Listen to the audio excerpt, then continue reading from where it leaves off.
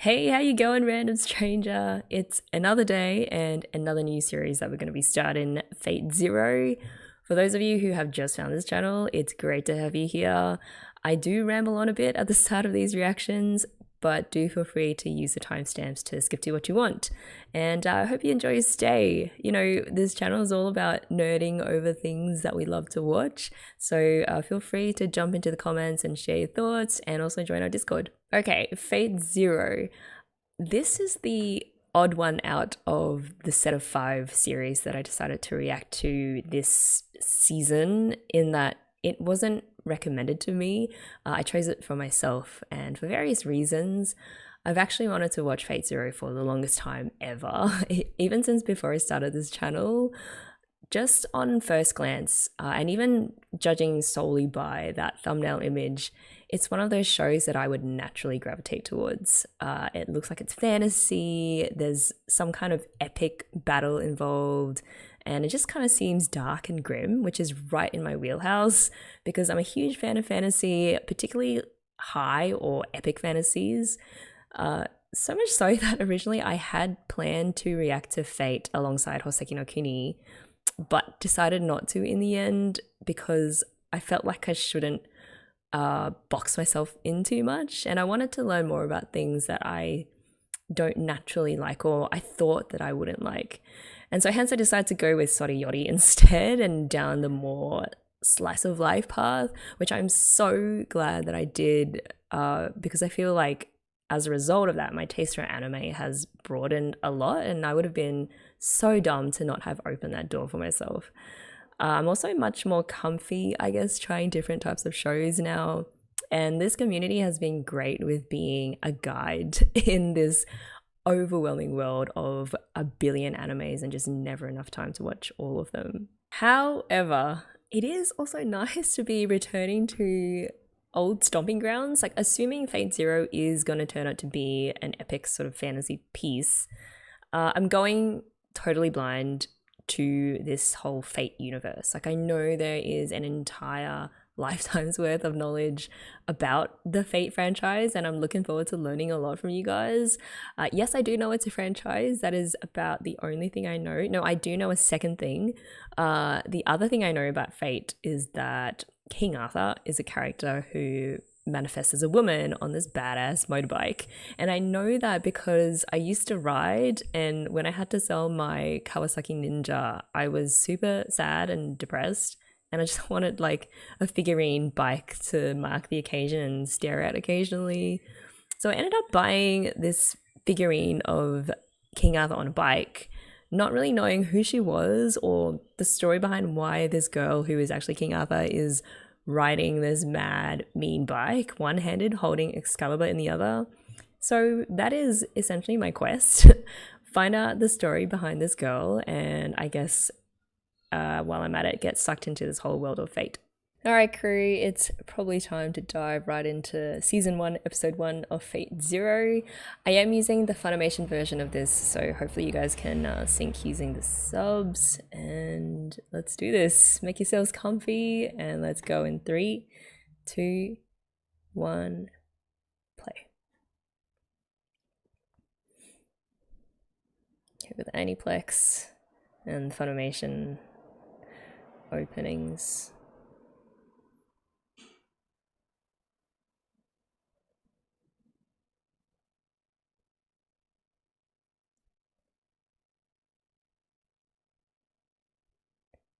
Oof, got those eerie vocals already. Mine's burn.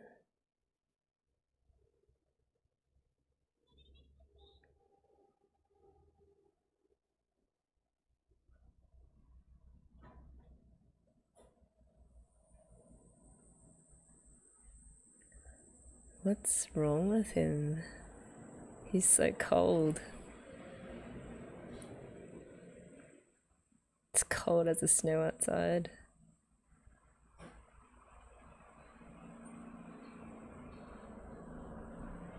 I'm loving this beautiful strings background music. Idy.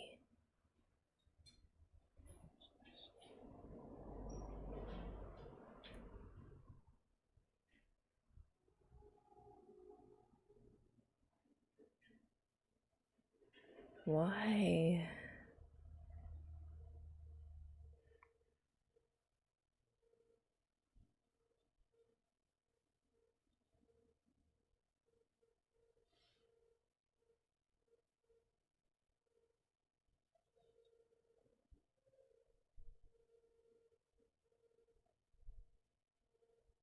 Is this like a political marriage?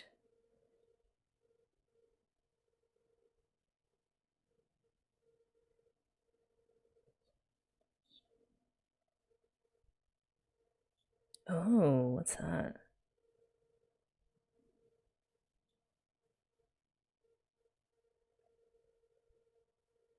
Kiritsugu.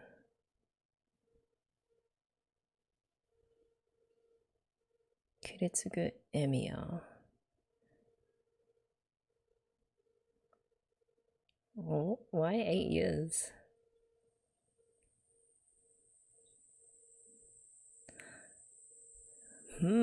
Interesting. The appearance of the Holy Grail. Makes sense. I mean, King Arthur is in this. Iliosphere.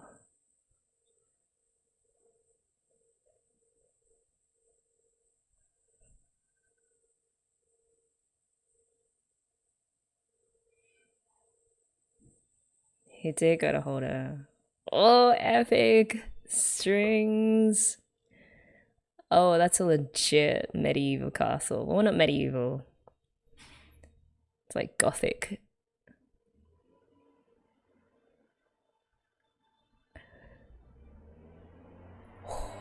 Got chills. This is good sign. These are beautiful sets. Because this all set in Europe.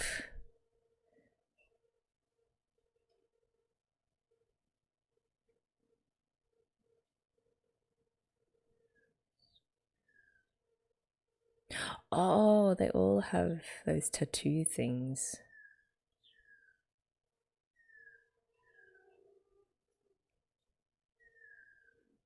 Masters for the servants.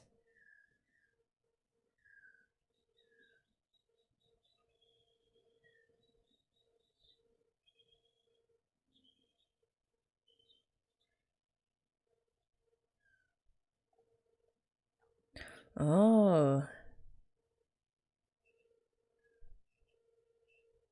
Oh, so King Arthur is a servant.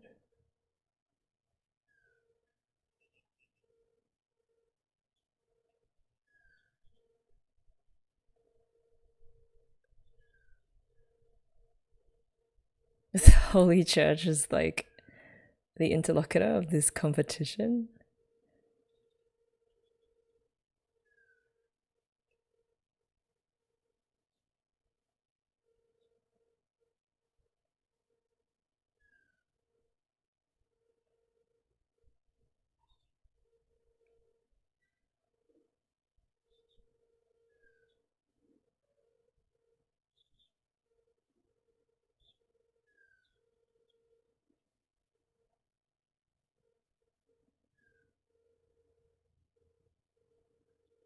Tokiomi.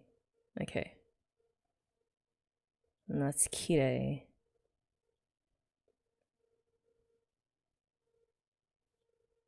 There was a lot of information.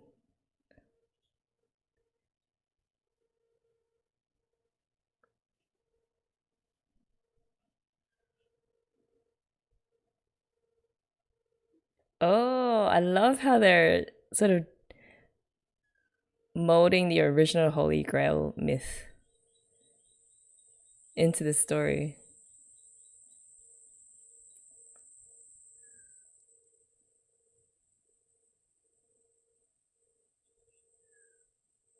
Of course, the church wants it in its own hands, right?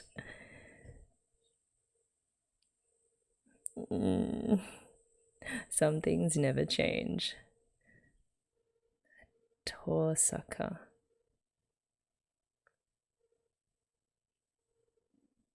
So Tokiomi is a Tosaka, who's a good friend of the church.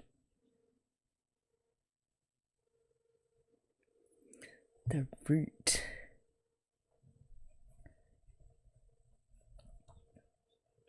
Ah, yeah. Okay, so they're okay. These sound like really old mage families who have to fight it out.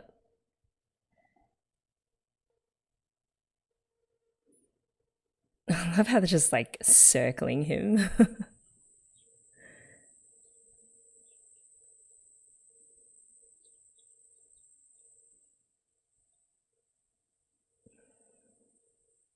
So he has to lose on purpose?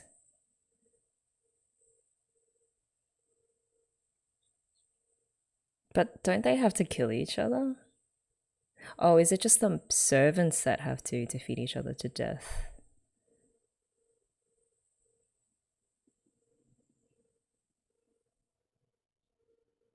Still circling, still scheming.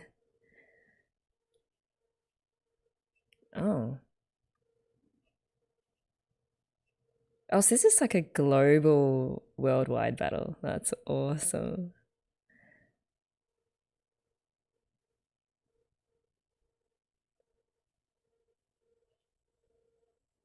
It sounds like this Holy Grail War happens every few years.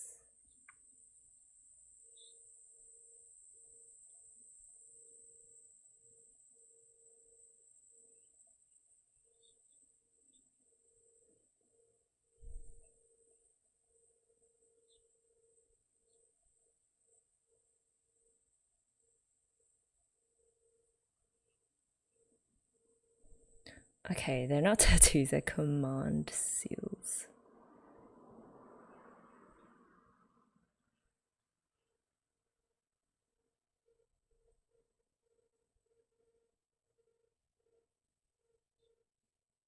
He probably wants the Holy Grail for himself.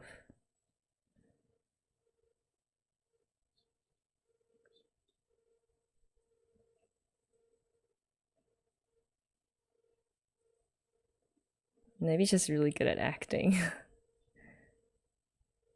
Oh, he's just really passive. I don't know. Oh.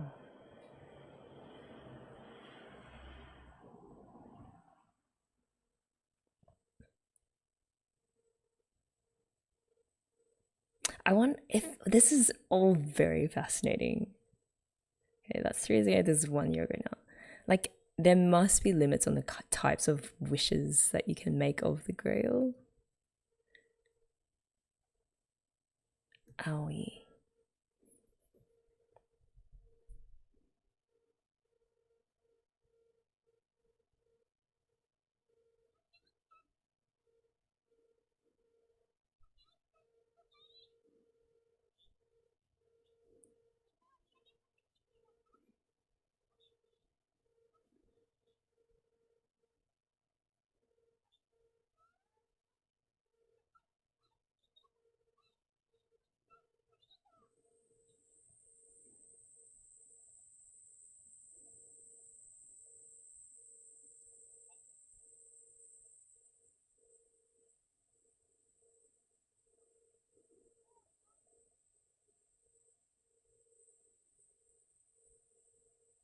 Who is this child?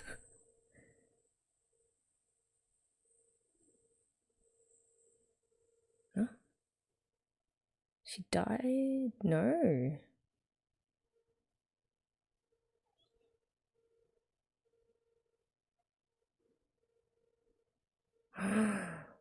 Wait, so the mage families trade kids amongst them? That's awful. Oh, they're the tour suckers.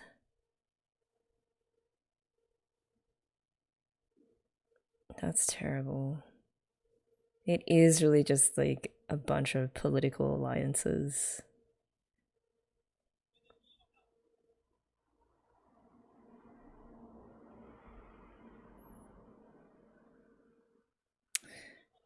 So everyone has to bear kids, and if you don't have a kid, you need to snatch one for yourself.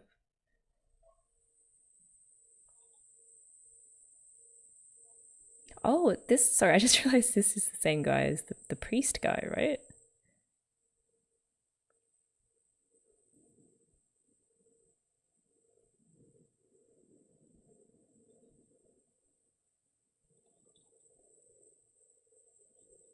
It looks different.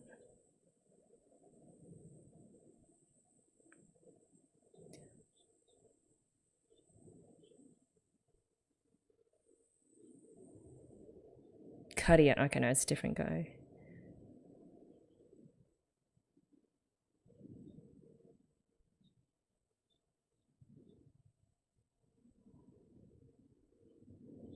Oh, this is the Mato, like, head of the family or something.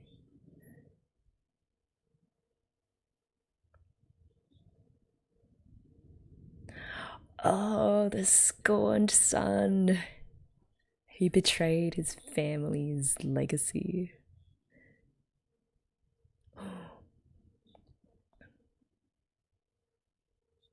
Yeah, I mean, why not?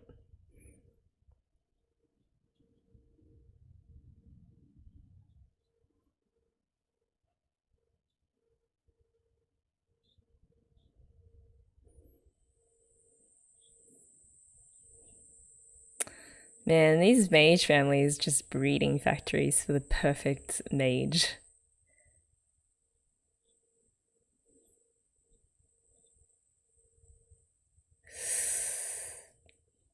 Oh, what's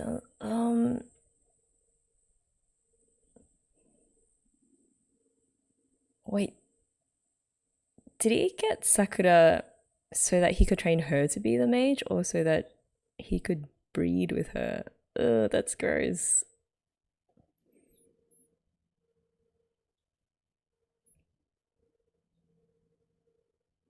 He seems like a sort of a more noble character, Karia.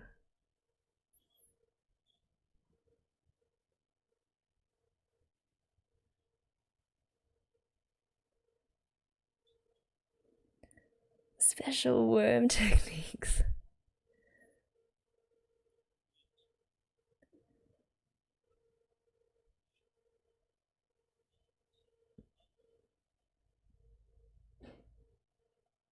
He doesn't want the girl to be involved. Yeah. How did he come to care so much for the Torasaka girls, though?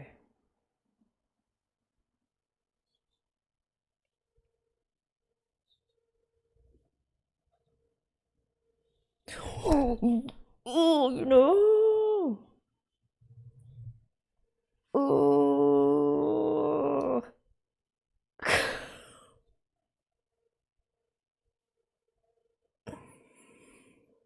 Oh, good.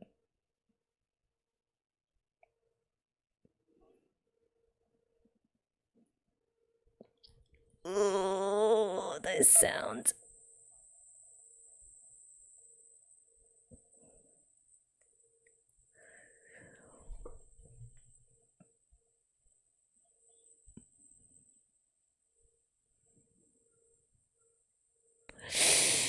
Oh, look at the. Oh, they're just clawing up the walls. Oh, God.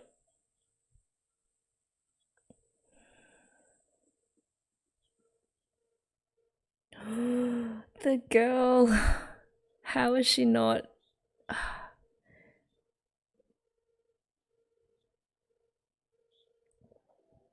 mean, you've already just absolutely ruined her. What is the point?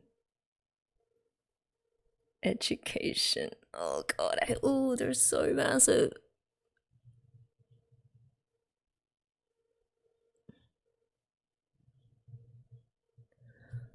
My god.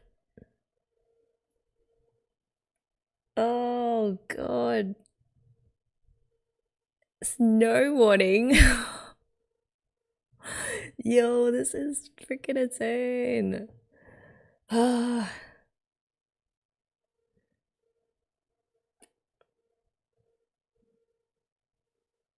Oh my god.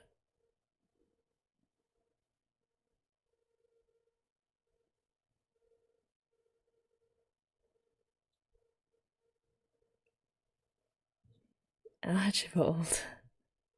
So like English noble.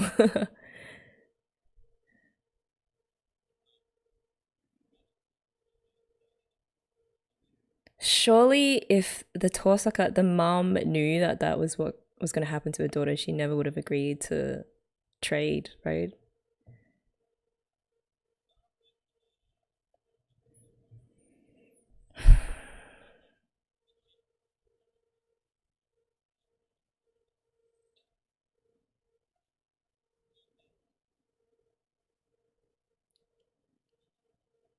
It's like the millennial mages.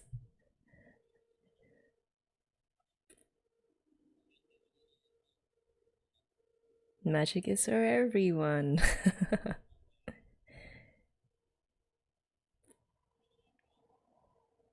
I love this. He must have written it.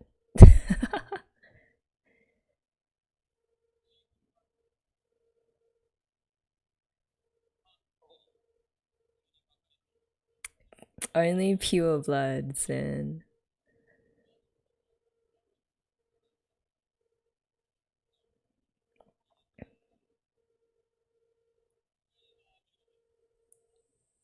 Wave of Velvet.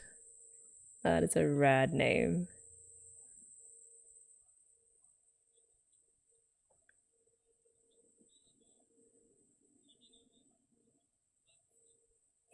Only 3 generations. I love that they're playing into the whole old blood, new blood, pure blood, diluted blood trope.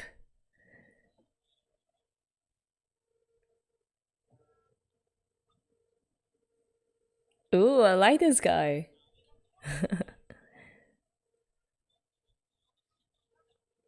It looks like he's gonna overturn the whole, hierarchy of old families.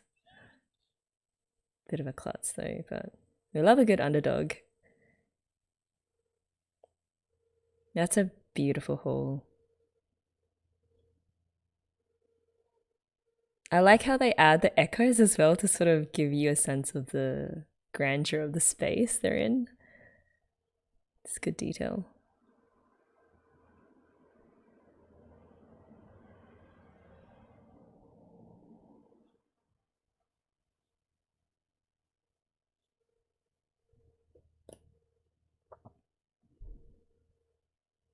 Macedonia.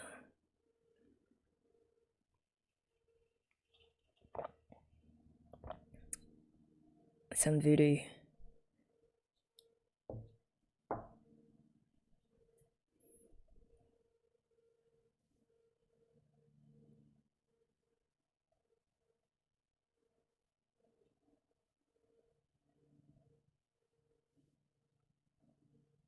So we've met the Einsmans, not the Makidis yet. Oh, so those are the 3 original old families.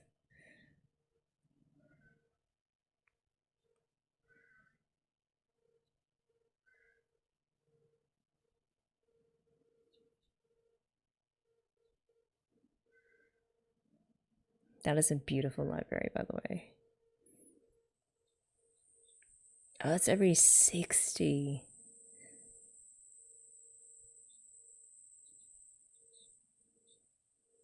7 mages, but there are 8 in this one, right?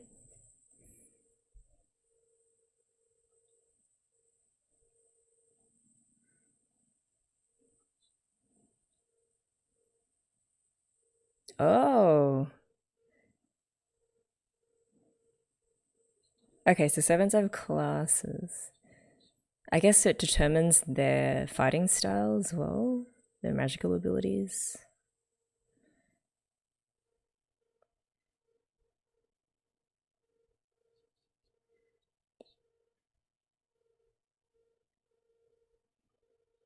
Ooh. He's just gonna barge his way into this ancient holy war.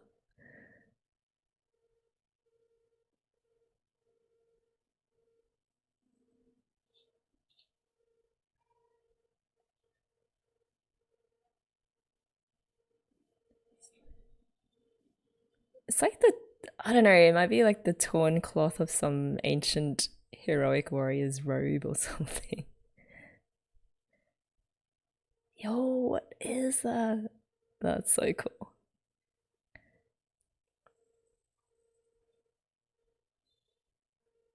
He just chops it with a knife. The clock tower.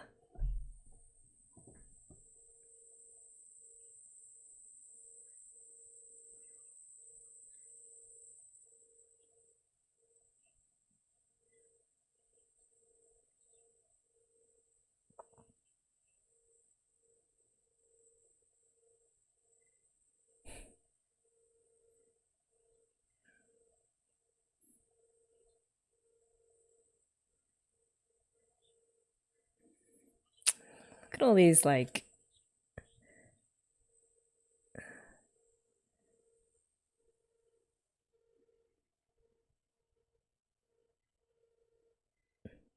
oh, wasn't that assassin? No.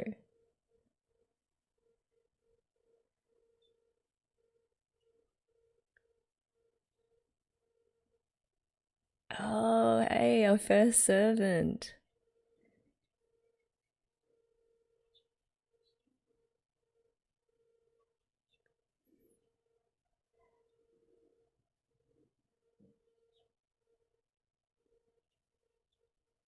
But are they all, because they're all heroic spirits, right, from history? So do they all have stories behind them?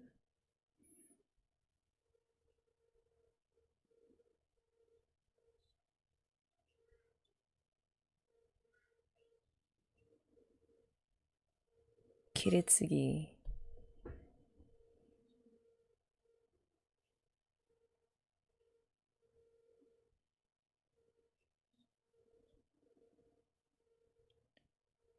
Wait, do they all... Is there intermarriage just within families? Oh,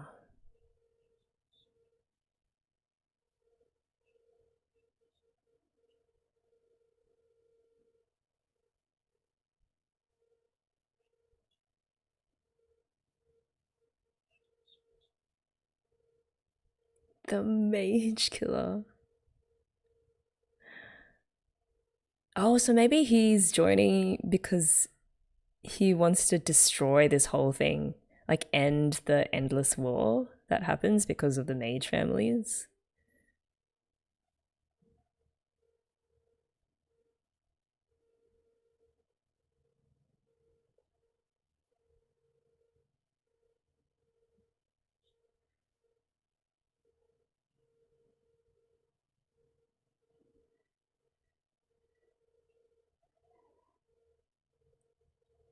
Heaven's feel.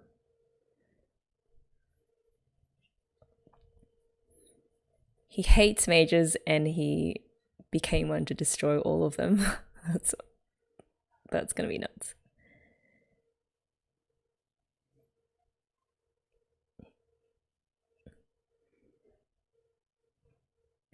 But surely the Einsmans knew this.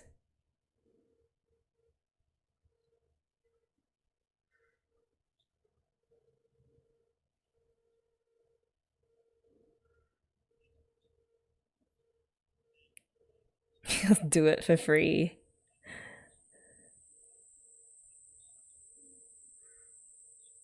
Not by magic, just by like bombing them or something. Some normie way like that. Yeah. I shouldn't be laughing. This is awful. Like, we're talking about murder. Oh. So he's pretty much an elevated terrorist.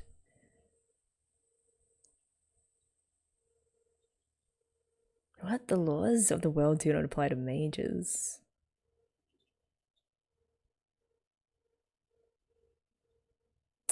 I like that element though, that there's someone who's sort of rogue and doesn't stick to the rules of tradition.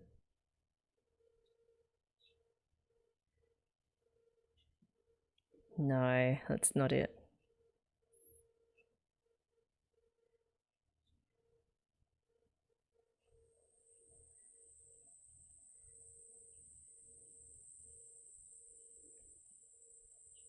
Because the Einsman, his wife, was saying how he wanted to end the world's tears, right? So no one would have to cry again. Yeah, her. Heidi.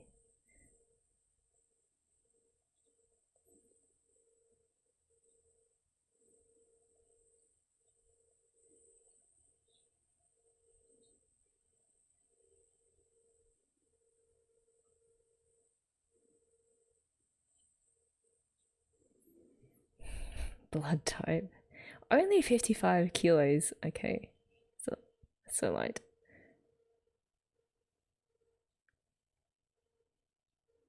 Oh, they have different elements.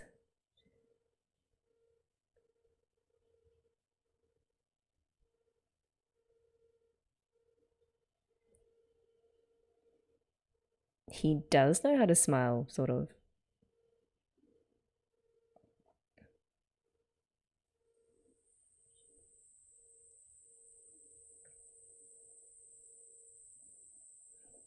That does appear to be a huge conflict of interest.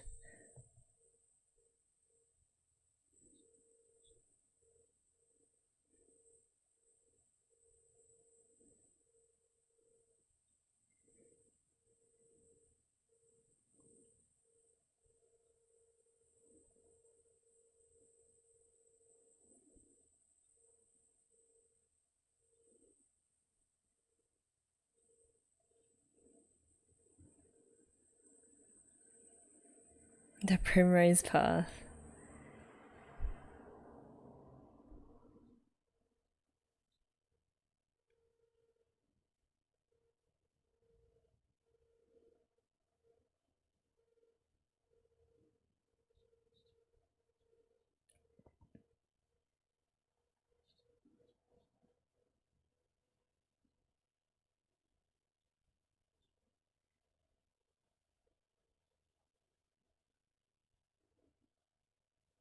Um,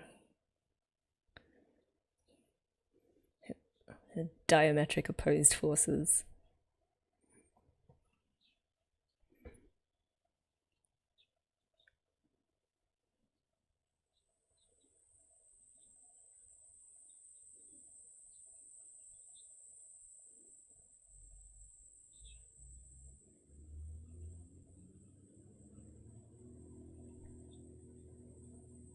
Hmm.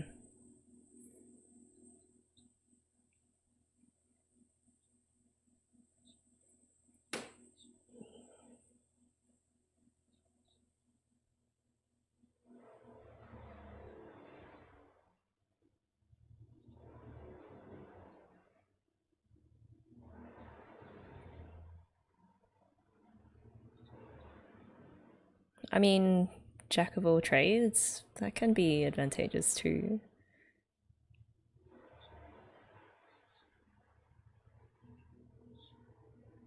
They're both psyching each other out.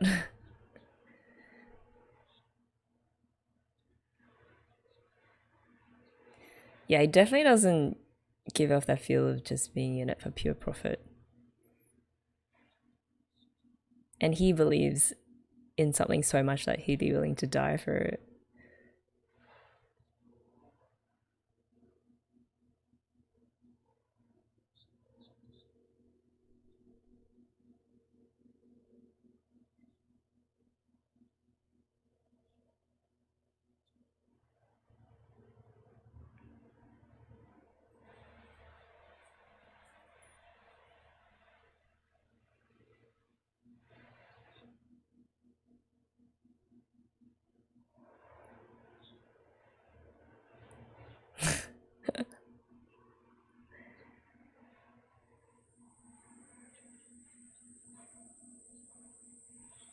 He had his daughter?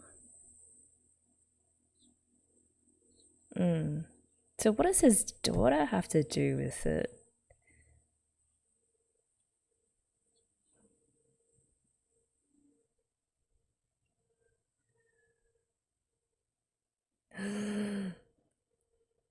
Intrigue, music.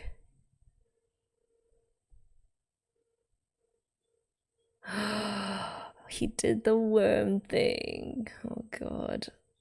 I'm glad we didn't have to watch it though. Look at it, what it did to his hair.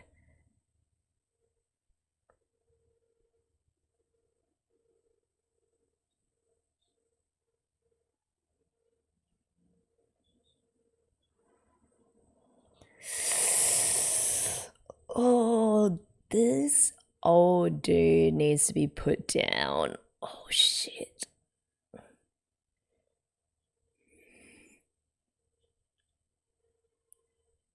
Ooh, oh that dude, the sounds.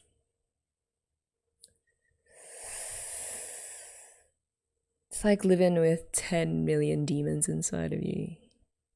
Oh.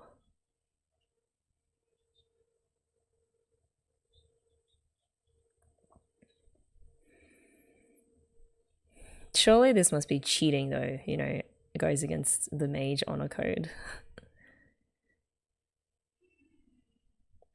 He got it.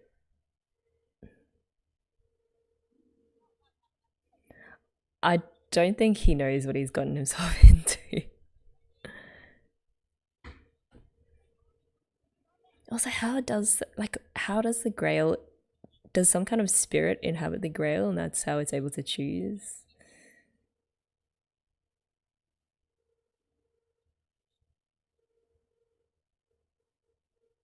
Serial killings in Fuyuki, not great.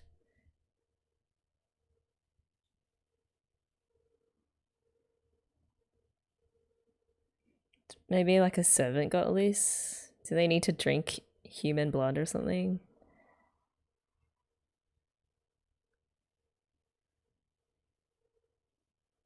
Oh, so he lives with his grandparents.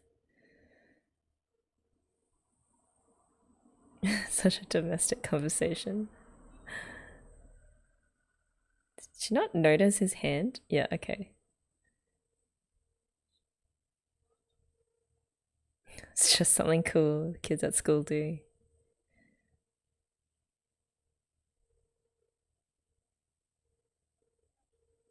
Okay, so he's not great at lying.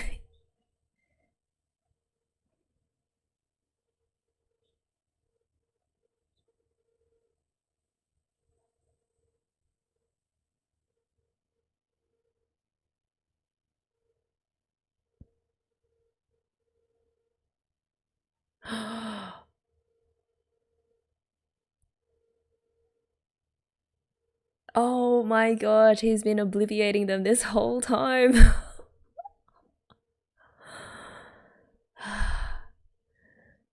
Oh man. Oh, that's beautiful.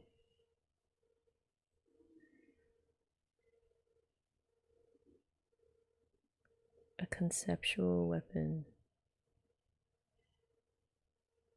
Oh, what kind of writing is that?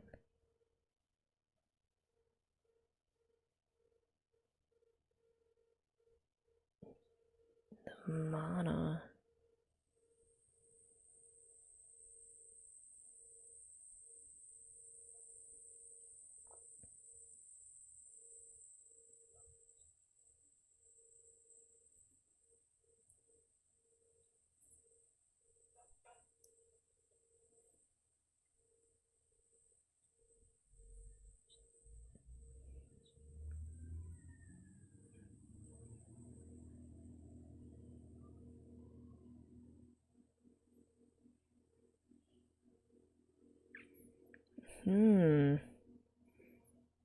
Clearly, there is a potential for a master and a servant to develop relationships. But obviously, Kiritsugu doesn't believe that that should be how you approach the war. Surely the spirits themselves have their own thoughts. Oh!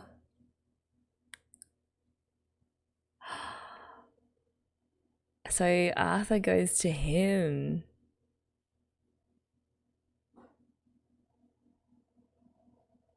And they're the strongest servant out of all servants?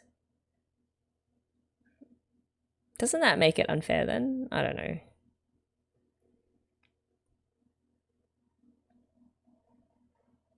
Assassin, literally assassin. Like,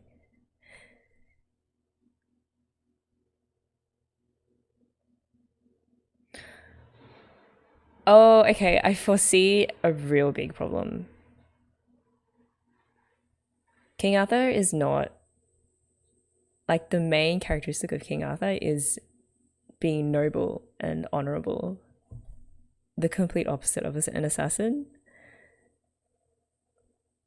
So there's going to be, I predict, some massive conflict there.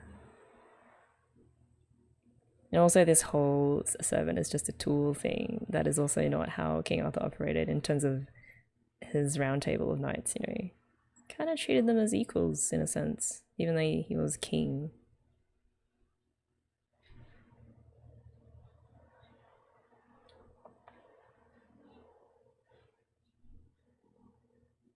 Who's the Zendo family? They're not one of the mage families.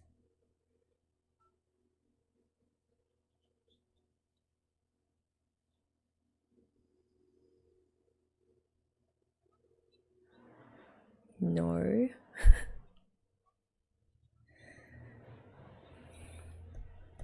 What? This.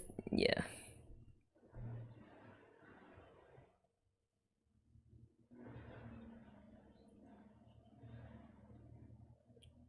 Like when you come back and your father's dead, well, at least we sent you away so you didn't have to see it.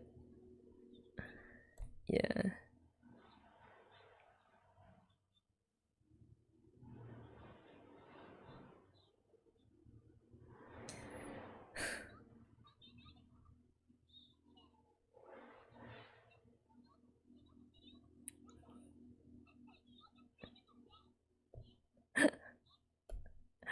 I really like this kid. She's got a good sixth sense. Like, he definitely is not someone you should trust at all. It's too smooth.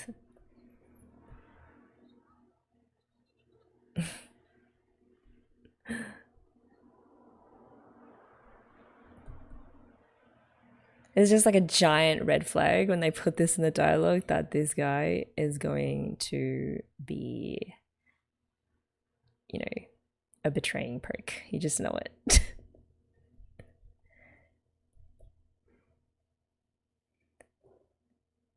I'm surprised the Torsaka guy trusts him so much. I mean, I know that he was his student. Oh. Wait, is this the snake that was in the Garden of Eden? Like Satan?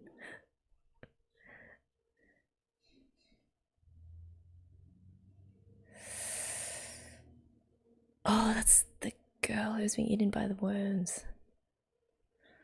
Oh my god, anyone who steps into this house, the Matos, they just get ruined.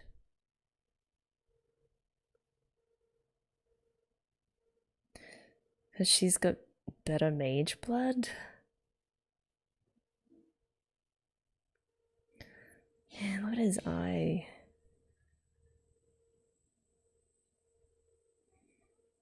I can't believe she talks about it like it's normal.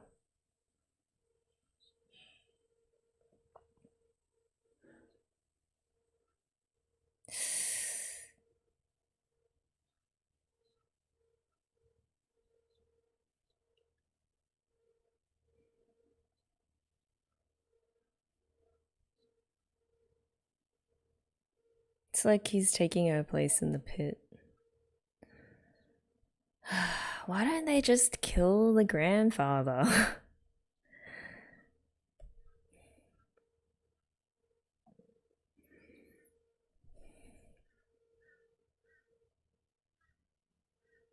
Yeah, he needs to go ASAP.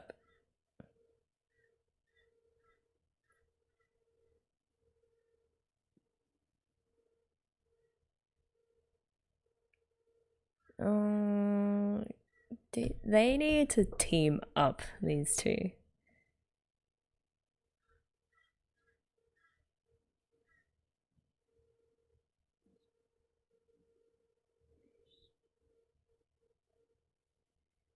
I like how it shows these friendships between different members of the different families. Like, there are some people who are like, just wish that this war wasn't what shaped our entire lives. But just put us on these paths that we didn't really have a choice in. Oh, she's so adorable. He is so wrecked.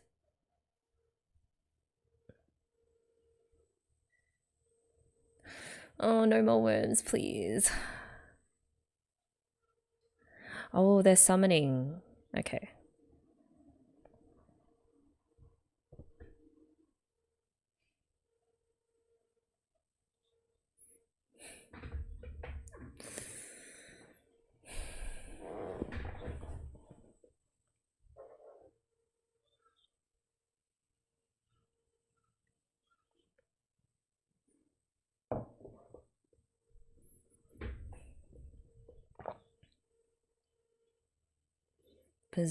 Berserker?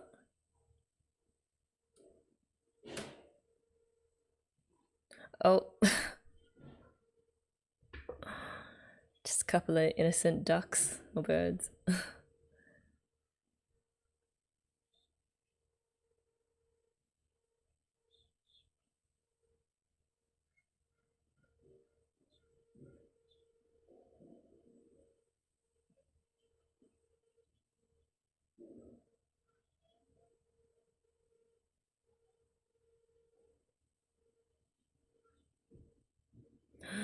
Here we go.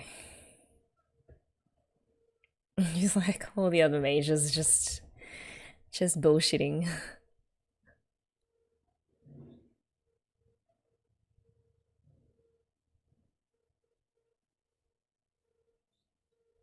Ah, so some kind of mana transfer thing happening. Okay. He's not gonna say any nice words. It's just like, alright, you can come now.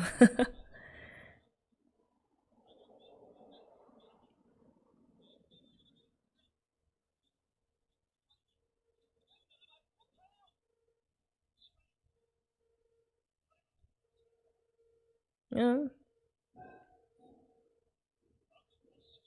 I shall defeat all evil in the world.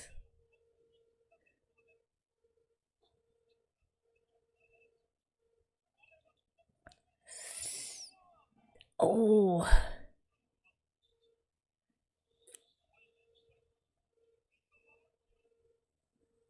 Guardian of the Scales.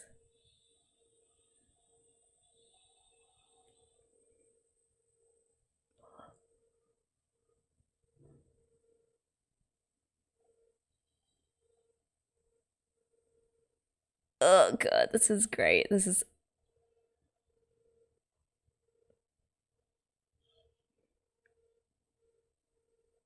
Oh.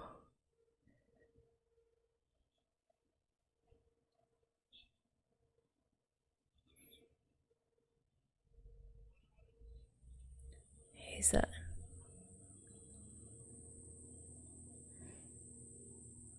Come on, Arthur.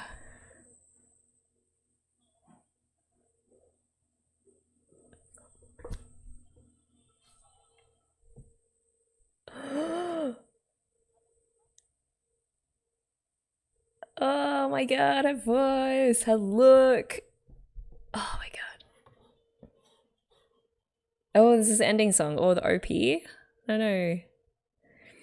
Oh my gosh, guys, this is so hype. Alright, give this a listen and then we'll go on to episode 2. She does change into the suit. I guess of course she would have to because she needs to blend into the modern world.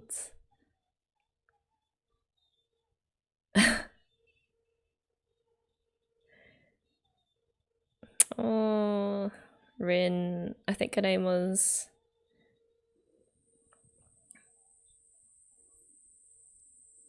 Yes, okay, so that's a traditional garb.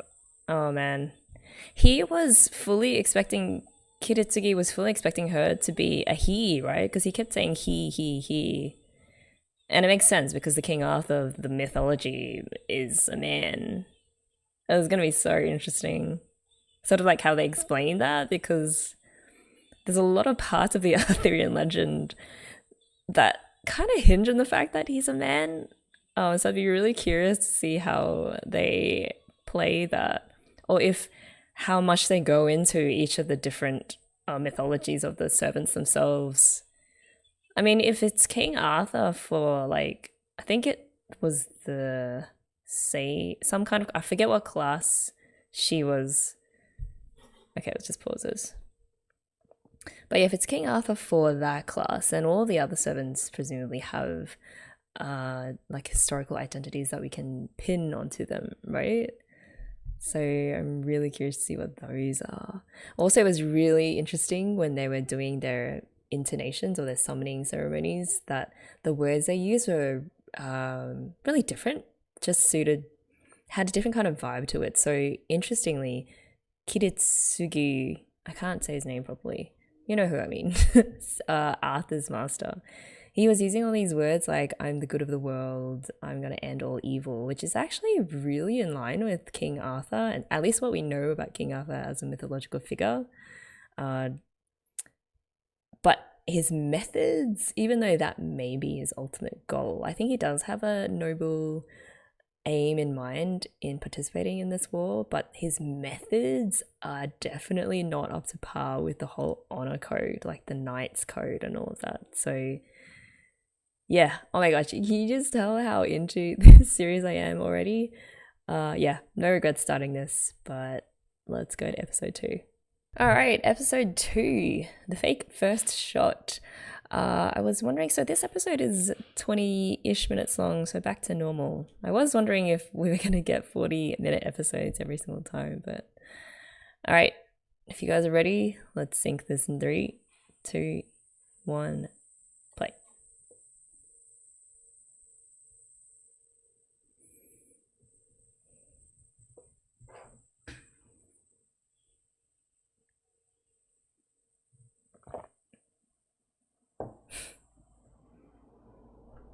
I like the details of these backgrounds too, like the settings of their castles and their manners.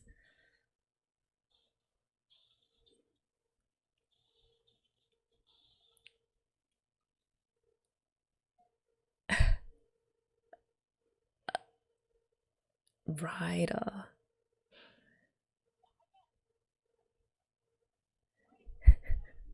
Why is he hiding?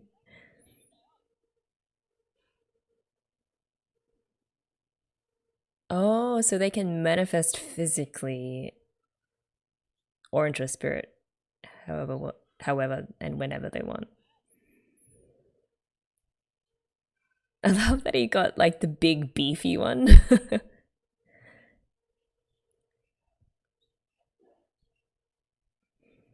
Also, I think he needs like a clothes change. Imagine if you came across that guy at night. The way he speaks to like the ancient type speak. That's really funny. Okay, so it was the OP. What was he doing with those books? What kind of books were they?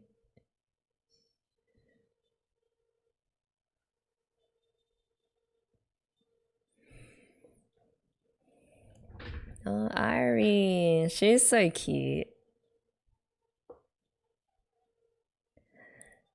So we've got 7 pairs of masters and servants.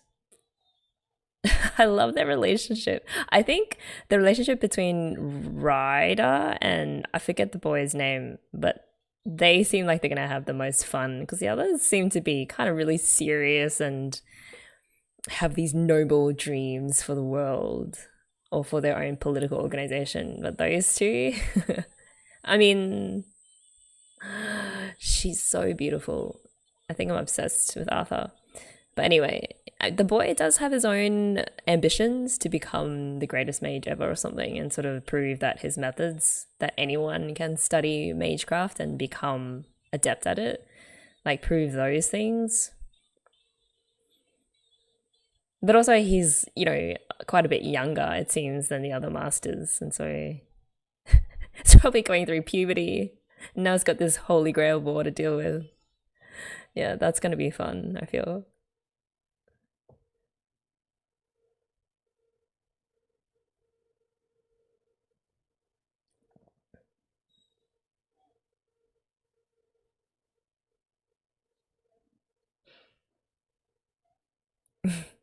He's a servant.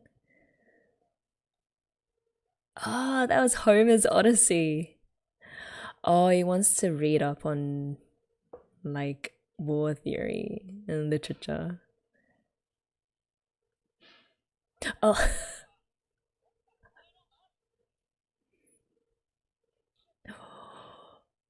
Dester.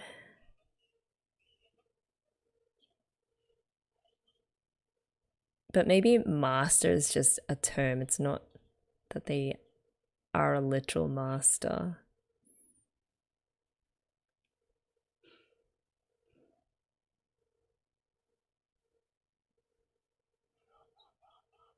So Persia.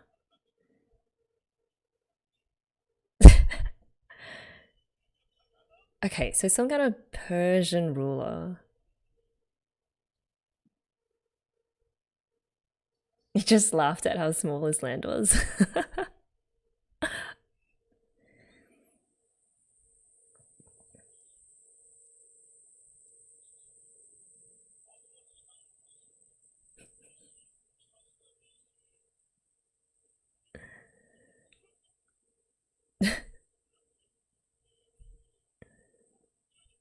Macedonia. I feel like I should know who this guy is. I mean, his historical identity, but it's not coming to me. I gotta brush up on my ancient history.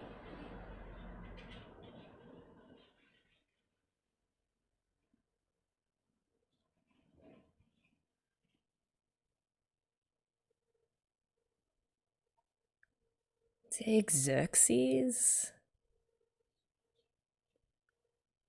So he wants world conquest.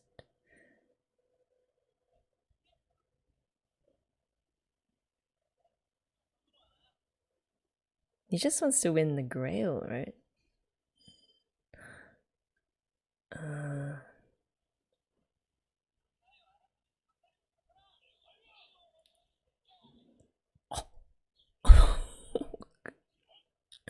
Jeez, Oh, so he's gonna teach him to think bigger. He's getting totally ridden over by Ryder, his servant.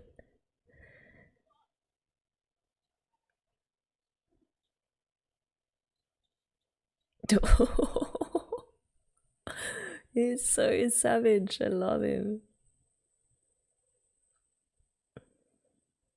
Oh, but he can.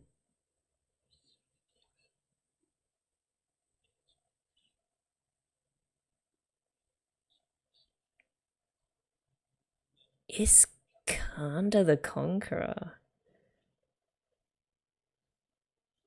Oh, that's it. Iskander.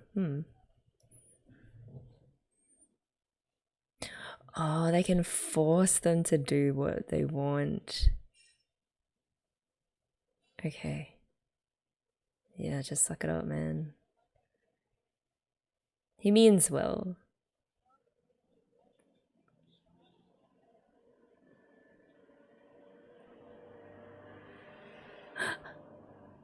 I like how for Iskander it's like it's just a side quest, like an annoying little side quest that he'll do. But he's got bigger plans.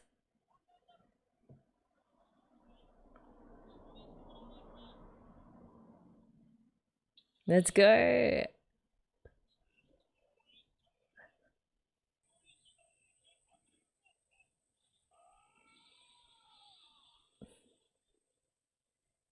Wait, did he just slice the bridge in half?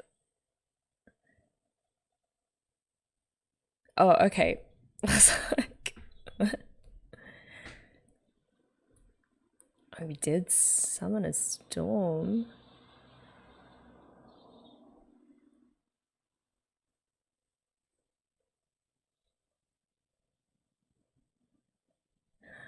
Oh, righter. Okay. Makes sense.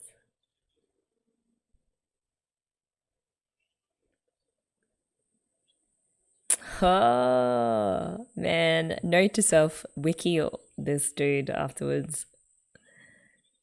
Iskander, I mean. Probably shouldn't though, because there might be spoilers. It's kind of cool learning about their historical identities through the story.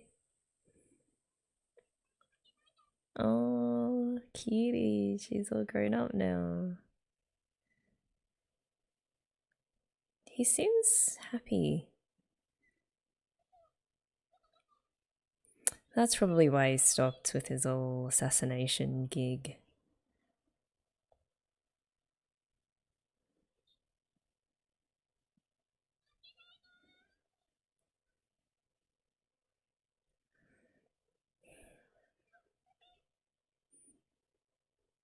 But I still want to know why Airi said that she would die for him.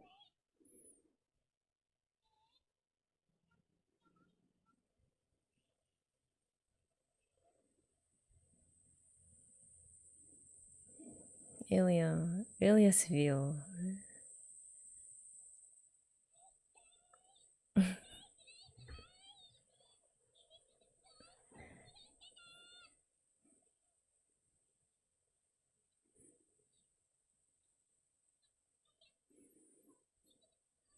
Just called him Kiritsugu. Oh, I love this. It's not gonna last, this happiness, but...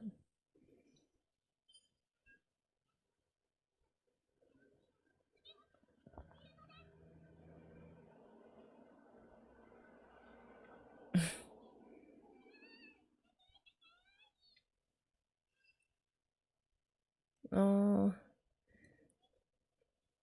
Saber class. Because of the sword.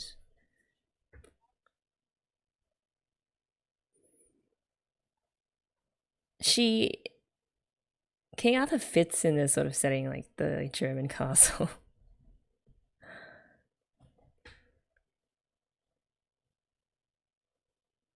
She's not, so they're not obviously feeling the relationship.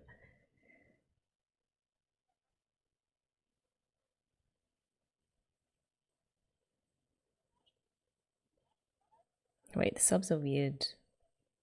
I think she said like she'd accept it more if that was his true nature.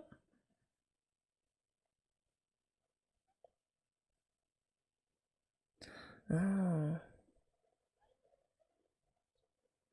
Oh, so they're going with King Arthur was always a man, just needed to keep up appearances and trick the world. Yo, I love this.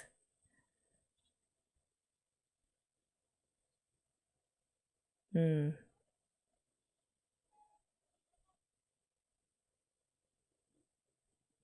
Yeah, I don't think it's because she's a woman.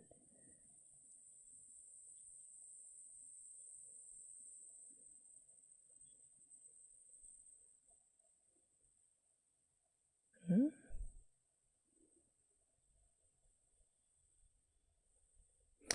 Oh. She's all accepting King Arthur. Oh, that totally fits in with why he'd want to end the Grail Wars once and for all. Like, he wants people to have a choice instead of each mage family forcing onto the next generation this necessity to compete for the Grail. That is fascinating. Yeah. And they just happen to be paired up with each other.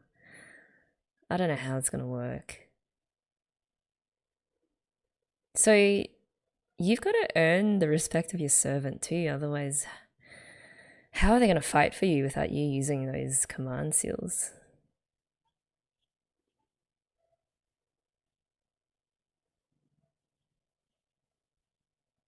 Hmm.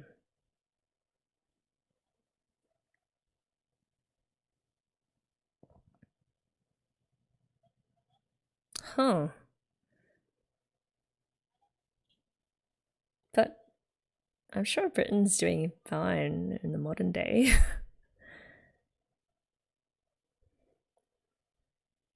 So maybe she's thinking back to the invasion of the Anglo-Saxons, like 5th century? I don't know.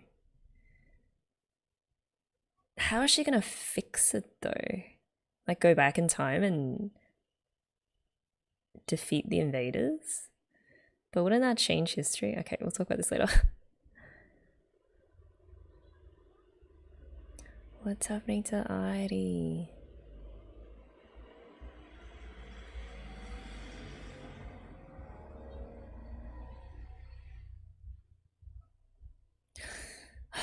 This kid's gonna be an orphan by the time this series is finished, isn't she?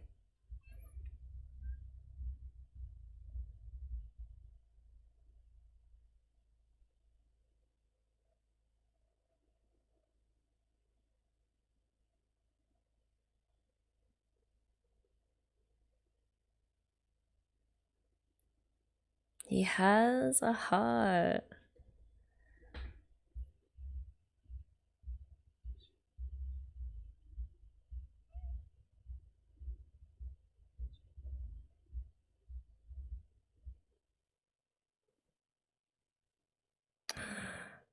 Maybe that's it. Like, that's a thing that'll actually make him survive this war. What is happening?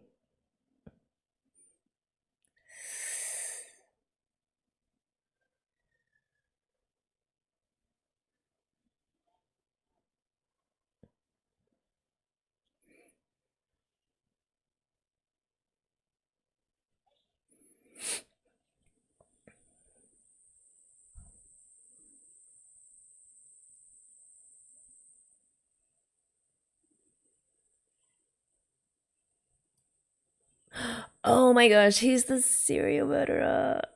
He's been using the victim's blood to draw like summoning rituals. Oh god. So he's the last master, right? Oh god.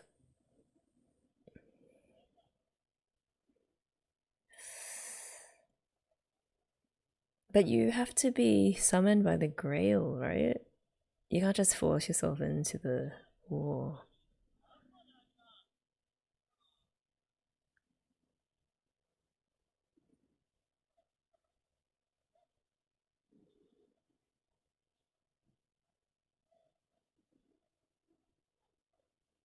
It's descended from a long line of illustrious demon summoners.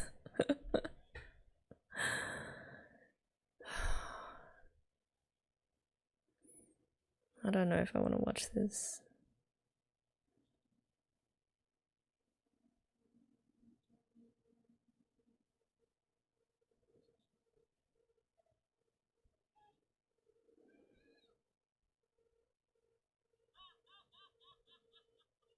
Just kidding. Oh, his feet, the blood. Oh no. I can't believe he's actually in.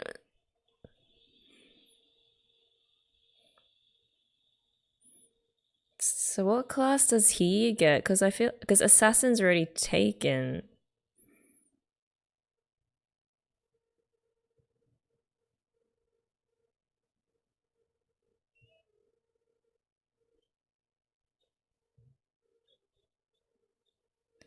Caster.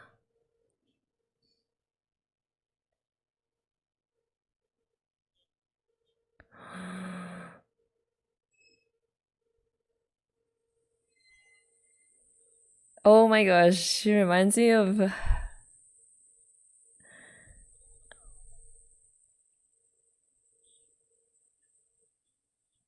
the Russian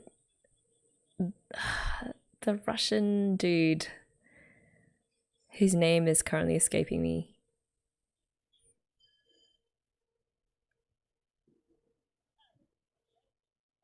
He just wants blood. This is awful. No. I feel like the servant would have more sense, right? Come on.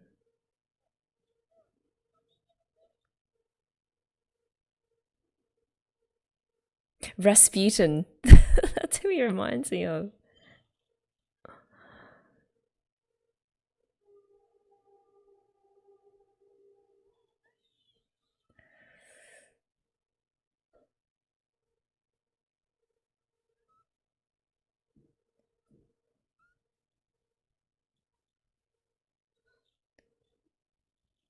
It's just gonna let him go. Okay.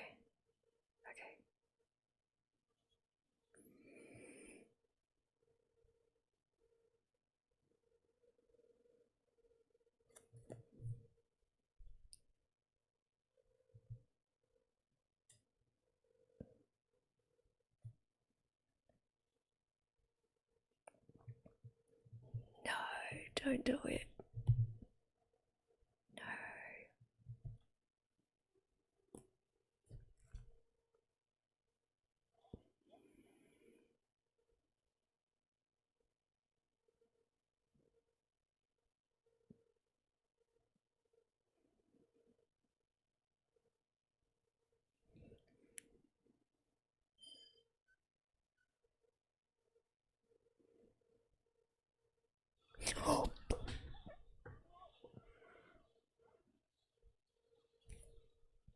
Oh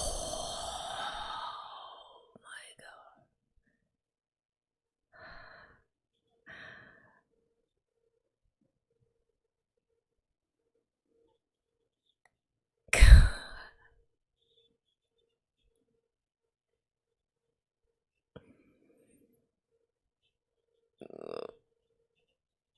Oh, it's like playing with your food. Oh, they're perfect for each other. This is. Oh.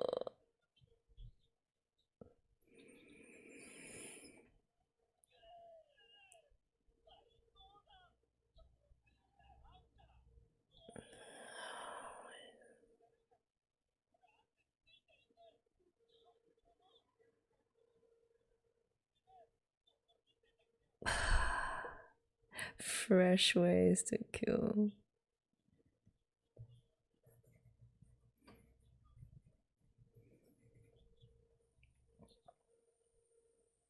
I wonder if the Grail senses that a master and a servant would be the perfect match, and that's how they're matched. I mean, because the masters, they do go and get their own relics, which I guess determines. Holy shit. Oh my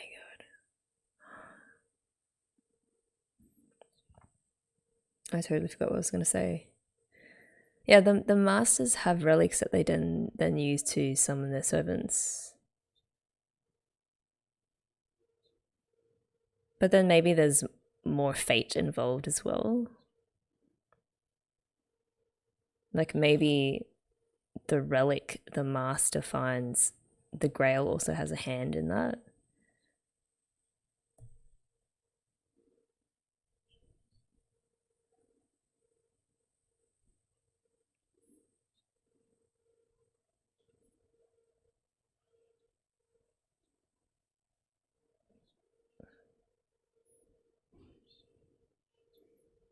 Oh, there's 3 knight classes. So there's Saber, obviously, Archer, and there's one more.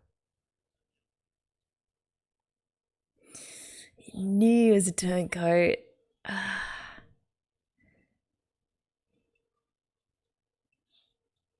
He doesn't care about what the church wants, right? To put the toe suckers in the winning position. He's got his own agenda. Well, I guess the assassin class is perfect for him. It's like subterfuge and hiding your intentions. Oh.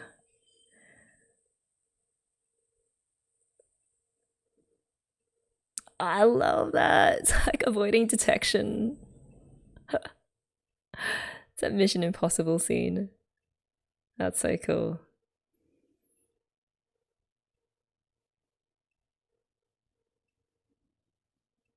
The acrobatics.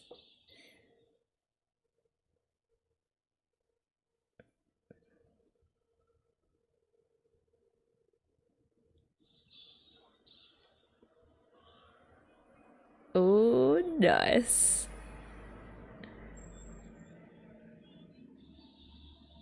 Wait, who's this?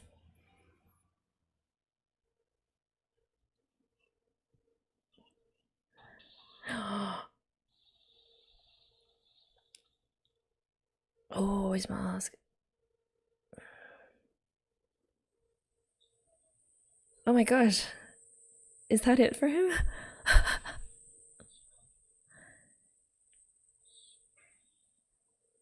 Oh, he was so cool. Oh, new song. What the heck? That went by so quick. Oh, I love these figures. So Archer, Saber, don't know. Rider, Assassin, Berserker, Caster. Ah,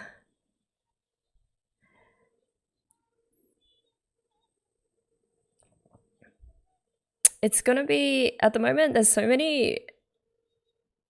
Oh, okay. Actually, I want to see if we can get clues from who these people are.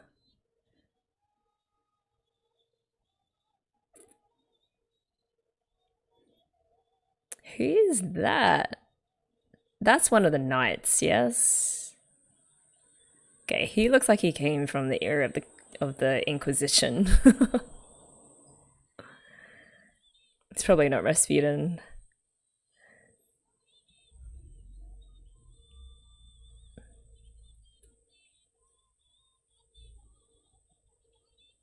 It's interesting that there are 3 knights in out of 7 servants. Hey, there's Saber. I wonder if that's the scene of like King Arthur killing Mordred. Okay.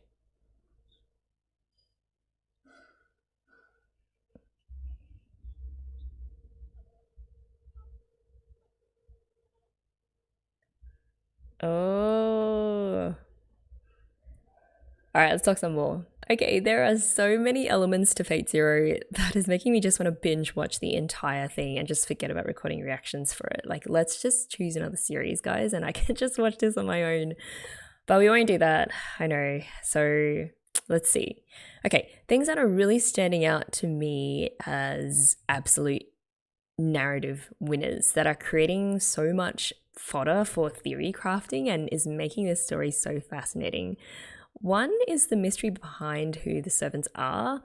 I have to admit that my ancient to medieval history knowledge is quite patchy. Well, it's super patchy. I don't really know much. So I don't know if I'm going to be able to piece together who they are, even if they throw out these major clues.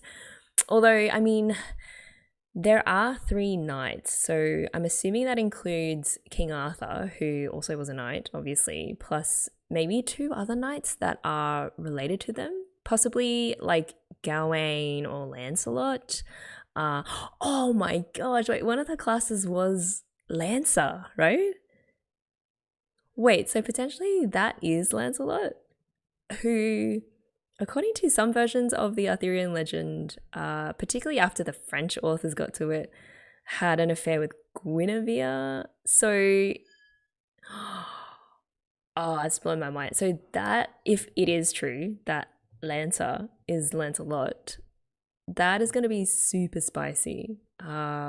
Because we learned in one of these episodes that King Arthur, or the angle that they're doing in this story, is that King Arthur was actually a woman the whole time. And maybe if we relate it back to the affair between Guinevere and Lancelot, maybe King Arthur looked away because she felt like she couldn't give Guinevere what she wanted. Oh, I wonder. Again, assuming that this is the Lancelot of like the Round Table, I do wonder if Arthur and Lancelot will confront each other about this. I think this is why I love the concept of having these heroic figures summoned from the past and having to clash in this Holy Grail war, because it's like you get to play fantasy football except with mythological, like historical legends. Like, who would win in a clash between King Arthur versus Iskander, whoever he is? I mean, thinking back, like, actually, because Iskander was talking about Macedonia and then conquering Persia or something, I was thinking he's actually Alexander the Great, who was from Macedonia and then went on to conquer Persia and then these huge swathes of Asia and the Middle East. He also mentioned Gordius, in relation to the ox cart and how that was a gift to Zeus. My brain is like sort of nudging me to be like that is actually the Gordian knot, which is also in mythology related to King Alexander, because obviously he couldn't be asked untying the knot, and so he just chopped it with his sword. Also, Iskander sort of sounds like Alexander, maybe some various version of it. Anyway, so yeah, the fact that we're going to get these epic imaginary clashes between people like King Arthur and Alexander, I have a feeling in that particular battle, most people would put their money on Iskander over King Arthur, but I don't know, I feel there's something about Saber that will sustain them well into this war. But yeah, I cannot wait to find out who the other servants are and just sort of go wild in how they match up against each other in these fights to the death. Also, it is, not just about the servants, but also the masters who have summoned them. That's the other aspect of the story I'm super keen to watch, that like how the unique relationship between each master and each servant will help or hinder them in this Holy Grail war. First off, not only would it help to have the same goal for what you're going to do with the Grail once you get it, but also you've got to agree on the methods that you're going to use to get there if you're going to maximize, the spirit of cooperation and coordinate all your efforts. Which is why I mentioned before that King Arthur, I feel, is definitely going to have a hell of a time getting used to the fact that their master, Kiritsugu, works in the shadows and is not above murdering an entire jetliner full of innocent people to get to what he wants. Even if what he wants, like his goals, are of a noble character, for example, I think he actually is in this so that he can end this constant bloodshed every 60 years over the Holy Grail, and so that he can end that like sometimes horrific practice of old blood mage families, forcing their kids or their new generations to continue on this bloody war. I think that is his ultimate goal, and so in a way he and King Arthur match in that sense, in that they are both doing this for the world or other people. But yeah, they're gonna have one heck of a time trying to just align their values. I think that is gonna be a real difficulty. I'm really also looking forward to seeing the bonds that develop between the other masters and servants. I feel like the pair with the most synergy at this stage is probably, I think it was Ryunosuke, the psychopathic killer, and then Bluebeard or Caster, who is essentially like the practiced demon summoner psychopath. So they're both psychopaths, and I think they're just going to have a whole lot of fun together. You couldn't ask for a more perfect match. And while I don't look forward to watching what kinds of shenanigans they get up to, you can't deny that it works, And I really want to look up what Bluebeard refers to, because he did give his name, but it's not really ringing any historical bells for me. I thought he might have been Rasputin, but I don't think that's the case. That's probably too modern history. I'm guessing though that their characters or who they are will be slowly revealed, even if you can't place the exact mythological or historical figure that they are. In any case, I do think the other pairs are going to have to really step up their game in terms of understanding each other and coming to the same page. They don't have to like each other at all, but I think winning the war will require more than just raw power and magical ability. You also have to have real buy-in into that partnership. All right, that was our first foray into the Fate Zero world. It's got such a totally different vibe compared to the other two series that I'm watching at the same time, which I'm very happy about. This is going to be a wild, hopefully not too worm-filled ride, and I can just see that this is going to be the type of series that will elicit a lot of interesting thoughts and reactions and theories from you guys. So let me know what you're thinking, and I guess hold on to your butts until next time.